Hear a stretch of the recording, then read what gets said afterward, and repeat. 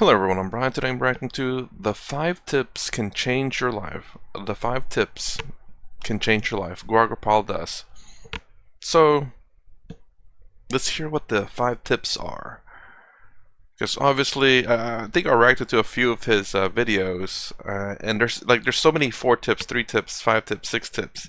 It's like, my gosh, is there not like just a 5 tips that works for that are just very general? Anyways, let's gonna give it a shot. How many of you would like to be successful in whatever you do in life? How many of you would like to be satisfied with whatever you do in life? How many of you would like to live a life of no regrets? I'd like to share with you 5 principles that truly transformed my life. I will say, I guess for me, there is one regret that I know of.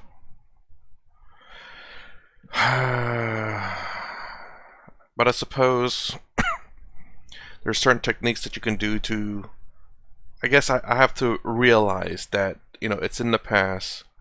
There's nothing I could have done about it now. But still, it's nonetheless, it gets easier and easier to the point where it probably won't be in a regret, but it just takes time for it to heal. Number 1, do not remain stuck. Oops. Have you ever felt frustrated when you are stuck in traffic with no movement for hours? You can imagine how much more frustrated we can feel if we are stuck in a career with no growth or in a relationship with no emotional bonding. Even if the pace be slow, movement in the right direction gives us a sense of progress and thus a sense of satisfaction. Progressive life means movement.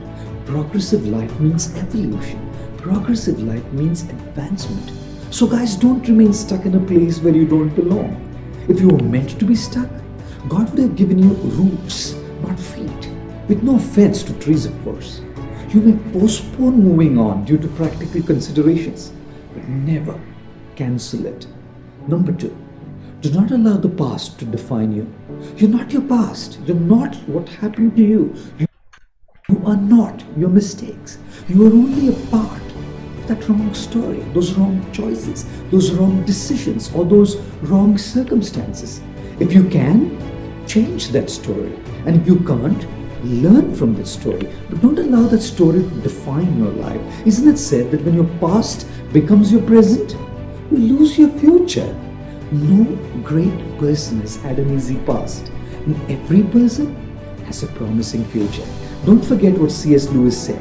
You can't go back and change the beginning, but you can start where you are and change the ending. Number 3. That's a good quote.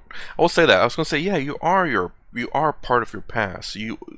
How how you develop today is based on the things that you've done. But obviously you use that to learn. I will say this, it's a tragedy if you make a mistake, something bad happens, you learn nothing from it. That's probably one of the worst tragedies they say. They say that. I'd say that's a tragedy for sure. If you can learn something from it, that's a great opportunity. But sometimes it's difficult to learn from your past, but you have to kind of try and learn what you can do better. Sometimes it doesn't take a lot to change from a mistake in the past to an opportunity in the future. And what I mean by that, merely saying hello is enough to make a great change. And maybe the question is, why hello? What makes hello a way of changing? Imagine saying hello to someone that you like. At least now, you will not regret not saying hello to someone that you like. You've given it your shot. Either it did or did not work out, but at least you gave it a fair shot. Now you know. And hopefully, if there's a mistake there or something, you can learn from it. Learn from how nervous you are, or how well, there's not too much to learn from success, but nonetheless, if there's something to learn it. Hopefully, become better. And this is something I'll say. You're not competing against anyone else in terms of how good you are, except yourself. The most important thing is to make sure that you're a better person today, now, than you were yesterday. That being the most important, that shows growth. You comparing yourself to other people, maybe you'll never be as good as them, but at the very least you can do is be a better person than you were yesterday. Live your life, not that of others. Don't allow scrolling through other people's lives make you feel that yours is not good enough. And that's a good point, because a lot of they're starting to grow this idea in America, strangely enough, about relationships and successes. And they look at these rich people, or these people are very successful in whatever it is that they're doing, whether it be relationship or business or whatever, and say that's the way my life should be, and they don't achieve that, even though they have a really good job and they have a perfectly good life, but because it's not that one step level above, they feel like they're a failure. You have an finite sense of worth that you're blessed with. Don't change your color to catch up with those around you. They may just be colorblind. Also, you're at a different stage in your journey compared to others, probably just the beginning of your journey. So don't compare your chapter 1 with someone else's chapter 18. And even if others are at the same chapter as you are at, they may have a different set of resources which have brought them to where they are and what they have. Be yourself.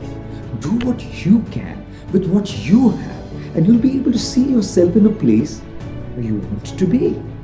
Number 4, do not chase validation. Very, very, very important. However, obviously when you do your job, you want it to be validated.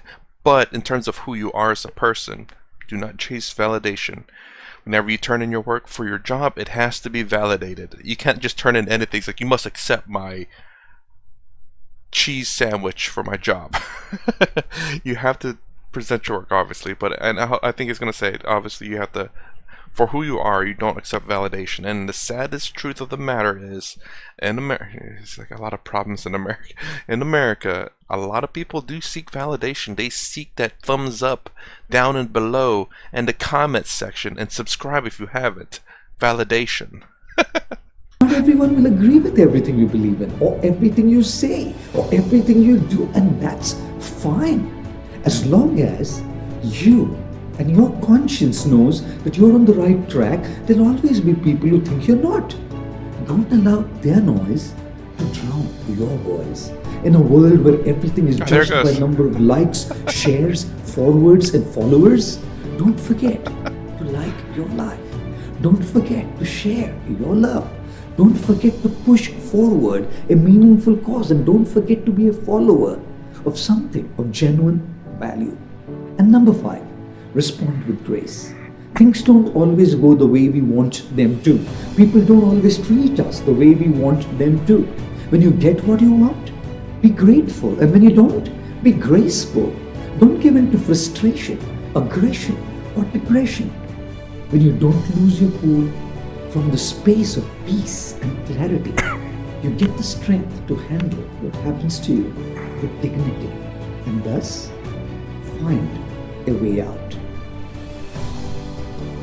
Take charge of your life.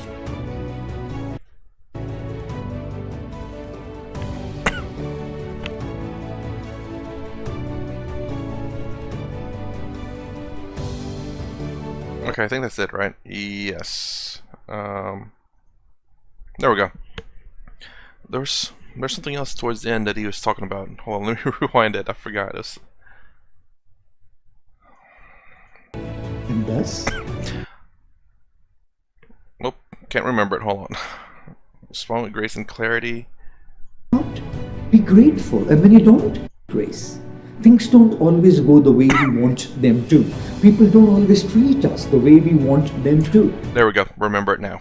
Alright, so this part is also something that I say. If a word offends you, you are a slave to that word, because by merely someone uttering that word, you get offended. You're angry, you're mad. You are a slave to that word. Something that's very difficult, I'm sure, but it's very true. By merely uttering a word, and all of a sudden, Like Sadhguru says, your insides get emotional, anger, and frustrated. You have no control over your emotions yourself, and the fact that that word is enslaving you because it has control over your emotions and you do not. So that's another thing to keep in mind. It's something that I understand is going to be very difficult. For me, I've mastered most things, I think, but don't get me wrong. I know there are still things out there that triggers me. But it's growing less and less, and I'm becoming more and more self-controlled in a manner of speaking. So anyways, that's the end of this video. The 5 tips can change your life. If you like my content, please consider subscribing, thumbs up, thumbs down below. Thanks for watching. I'll see you in the next vid.